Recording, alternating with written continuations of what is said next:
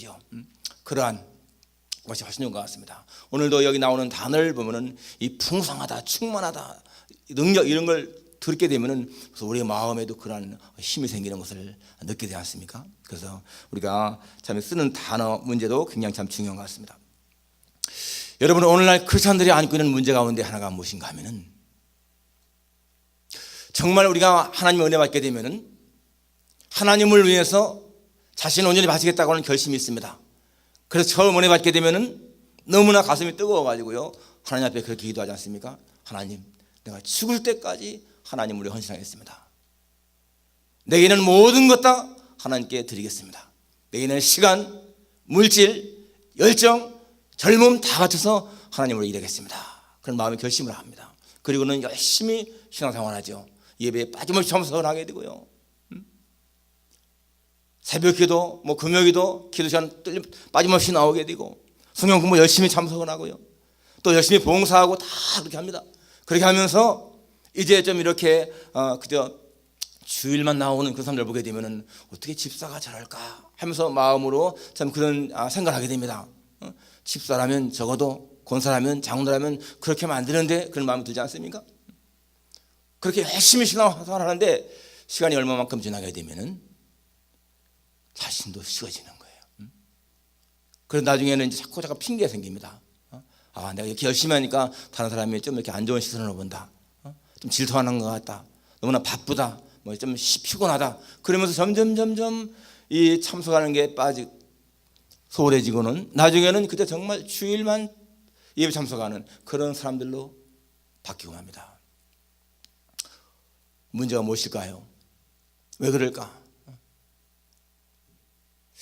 신앙생활을 할 때 우리가 기억할 것이 있습니다. 여러분, 신앙생활은 절대로 내 자신만의 힘으로는 안 된다는 것을 먼저 시인해야 돼요. 우리가 하나님 섬기는 모든 것들, 헌신이나 모든 것들은 내 힘으로 되는 것이 아니다. 하나님이 함께 해야 된다, 하나님 힘을 주셔야 된다. 이것이 우리가 먼저 기억해야 돼요. 열심히 하는 것 같지만은 결국 자신의 힘으로 하는 사람들은요, 나중에 그렇게 약해집니다.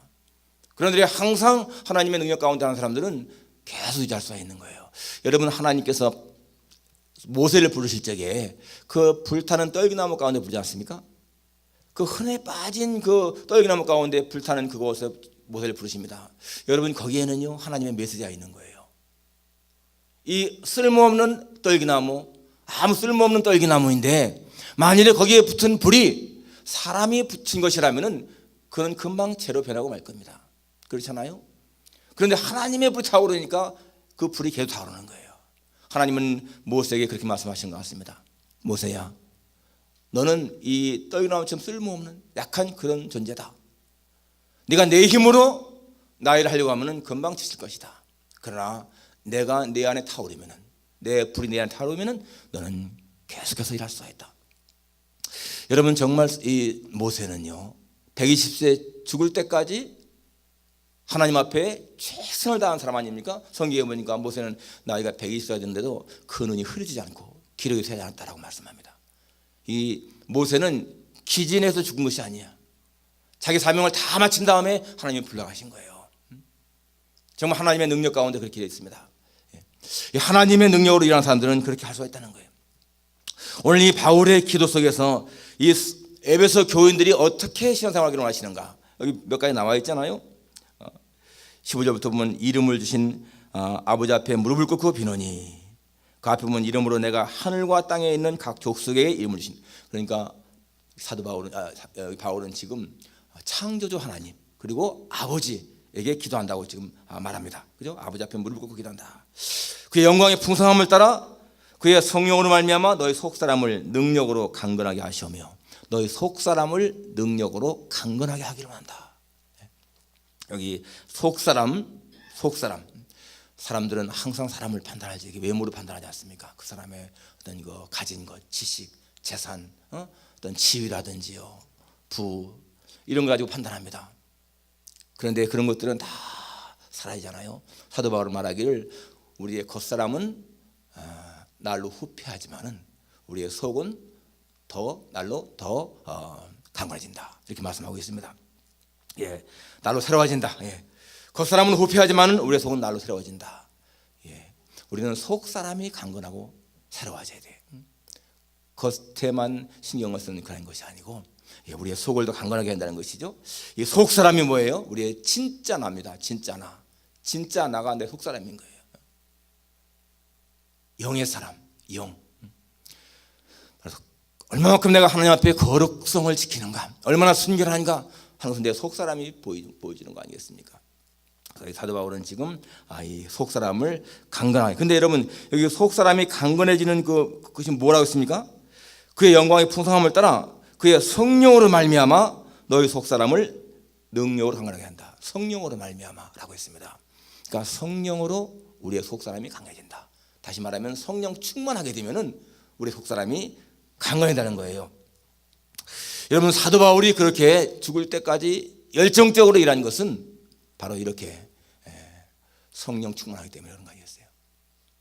각성해서 자기를 이 환난과 결박에 기다린다 할지라도 내가 주 예수께 받은 사명, 곧 하나님의 은혜의 복음 증거하지 마치려면은 나의 생명을 조금 더 귀한 것을 않겠다. 정말 이 사도 바울은 이렇게 성령 충만하기 때문에 속 사람이 강건한 그런 사람으로 죽을 때까지 일한 것입니다. 또 여기 지금 17절에 보니까 이렇게 기도합니다. 믿음으로 말미암아 그리스도께서 너희의 마음에 계시게 하옵시고. 여러분 여기 믿음으로 말미암아 그리스도가 너희 마음에 계시게 한다. 오늘 크리스찬들에게 또 하나의 문제가 뭔가 하면은 우리가 예수님을 구주로 고백을 합니다. 예수님을 주님으로 고백합니다. 기도할 때 주여 하고 기도하지 않습니까? 여러분 예수님을 구주로 주로 고백한다면 난 뭐예요? 종이잖아요. 그러면 분명히 나의 주인이 주님이 되어야 되는데 오늘 우리의 생활 속에서 내 주인이요 자신이라는 거예요. 입으로는 예수님을 주인으로 구주로 고백하면서도 여전히 내 삶에서 내 주인은 내 자신입니다. 그게 무슨 아니겠어요? 종은 소유가 없는데 내가 주님을 주님이라고 부른다면 그분은 나의 주인이고 내가 종인데 왜 나의 주인이 나일까? 그러니까 자꾸만 갈등이 생기게 되잖아요. 그러니까 문제가 생기는 거잖아요. 정말 주님을 주인으로 온전하게 모시는 사람은 마음이 평안하게 되어 있습니다. 여러분 이게 주인 집에서 있는 종이요 어떠한 먹는 거에 대해서 또는 돈 쓰는 거에 대해서 걱정하겠습니까? 걱정할 게 없잖아요. 그냥 주인이 시킨 대로 일하면 되는 것이고 먹는 거 마시는 건 옷은 다 주인이 책임지거든요. 그런데 오늘 우리는 내가 나의 주인이니까 많은 염려가 생기는 거예요. 정말 주님을 내 주님으로다가 주인으로 고백한다면 걱정할 리가 없죠. 그런데 우리는 자꾸만 그렇게 나의 주인이 내가 된 것입니다. 그런데 여기 보니까 어떻게 예수님이 내 안에 계신가? 17절에 보시면 믿음으로 말미암아 그리스도께서 나의 마음에 계시게 하옵시고. 믿음으로 말미암아. 여기 믿음으로 말미암아 이 중요한 말이죠.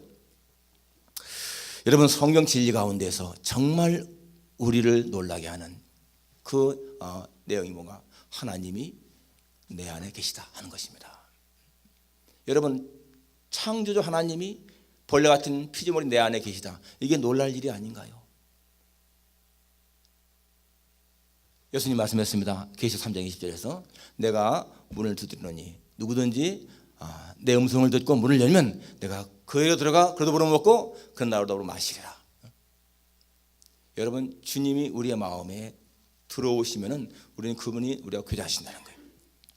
주님이 나와 함께한다라고 하는 이 사실, 이게 너무나 귀한 진리인데 우리는 너무 쉽게 그냥 생각하죠. 요한복음 14장 23절에 보면 이런 말씀이 있습니다. 사람이 나를 사랑하면 내 말을 지키리니 내 아버지께서 그를 사랑하실 것이요 우리가 그에게로 가서 거처를 그와 함께 하리라. 여러분 하나님 말씀합니다. 주님이 우리가 그에게로 가서 그와 함께 거처를 하겠다.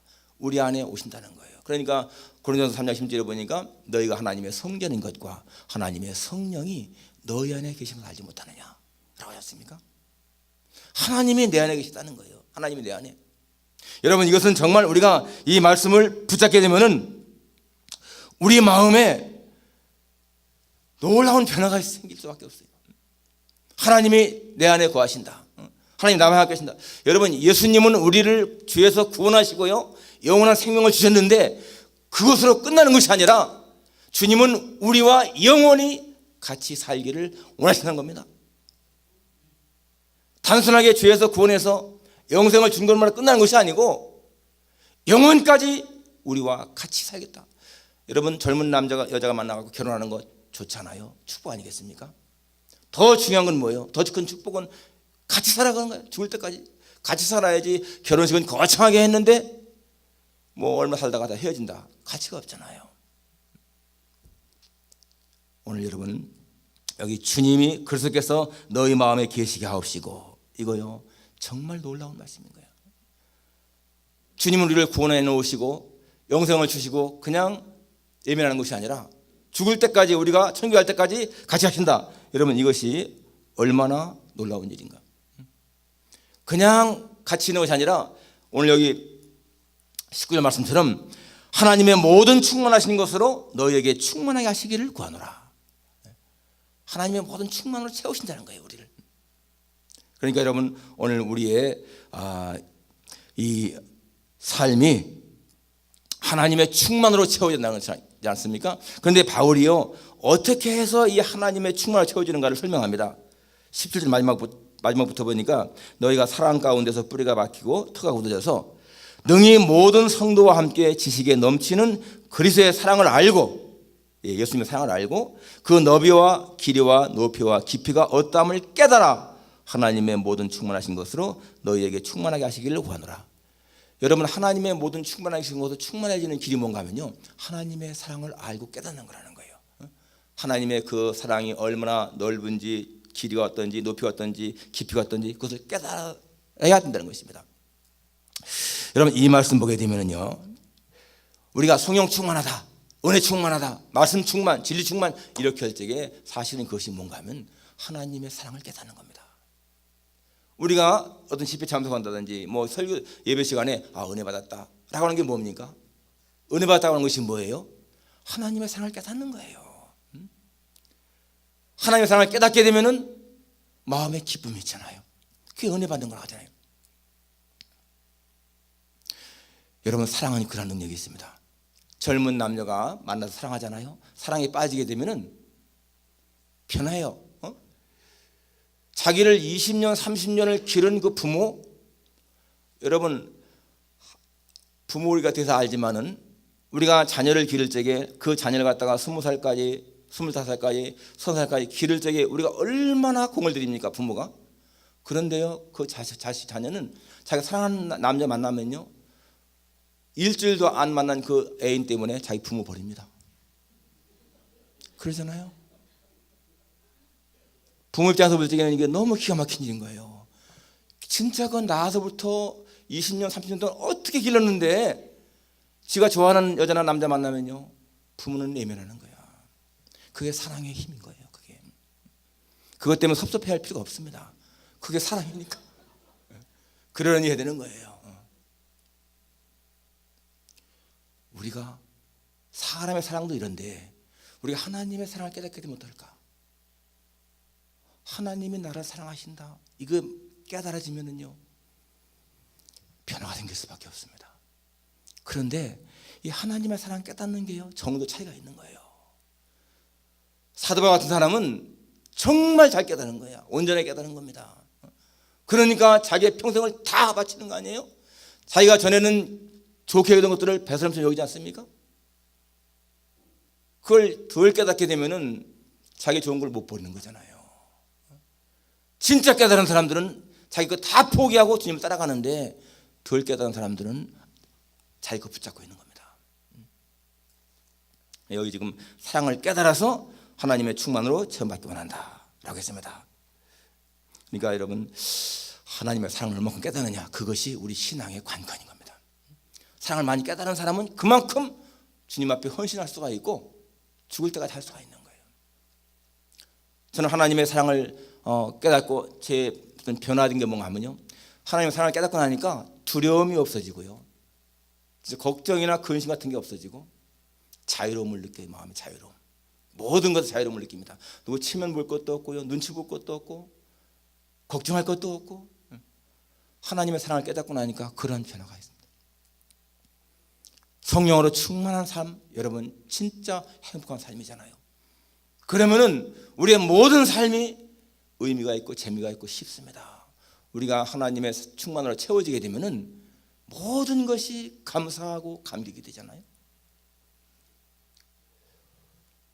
오늘 성경 암송이 있어서 제가 길게는 하지 않겠습니다. 아무튼 간에 여러분, 하나님의 충만으로 체험받는 삶이 우리가 지향해야 할 삶인 것이고, 그러한 삶이 우리의 신앙생활을 힘있게 한다. 하나님의 사랑을 깨달으면 깨달은 것만큼 여러분 우리는 열정적으로 일할 수가 있습니다.